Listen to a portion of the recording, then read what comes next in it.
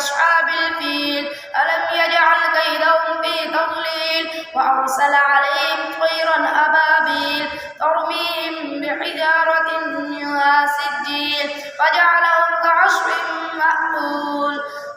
بسم الله الرحمن الرحيم. لإيلاف قريش إيلافهم رحلة الشتاء والصيف فليعبدوا رب هذا البيت الذي أطعمهم من جوع وآمنهم من خوف.